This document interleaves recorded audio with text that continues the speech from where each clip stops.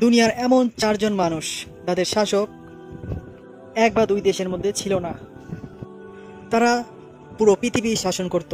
তার মধ্যে ছিলেন দুইজন মুসলিম। তারা ক্ষমতা পাওয়ার পরেও আল্লাহর কাজে অনুগত ছিলেন, কিন্তু দুইজন ছিল কাফের।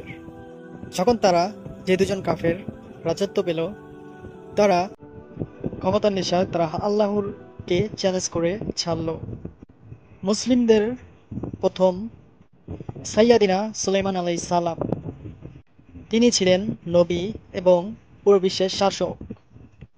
আর দ্বিতীয় ছিলেন সেকেন্দার জুলকারনাইন।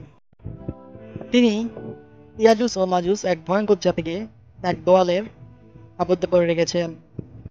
আর কাফেরদের প্রথম ছিল নমরুদ। সে আল্লাহর সাথে প্রতিযোগিতা করার জন্য চ্যালেঞ্জ ছুড়ে দিয়েছিল।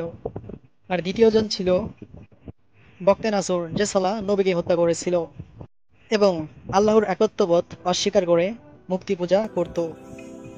শাসক যে যতটা খারাপ ছিল, তার পরিণতিও আল্লাহ তাআলা ততটা ভয়ঙ্কর করেছিল।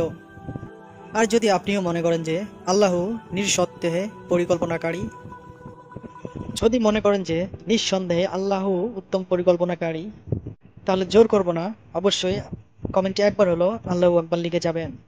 তাই ইসলামিক ভিডিও যদি ভালোবেসে থাকেন, চ্যানেলটি সাবস্ক্রাইব করবেন, তার সাথে সাথে ভিডিওটি একটি শেয়ার করে দেবেন।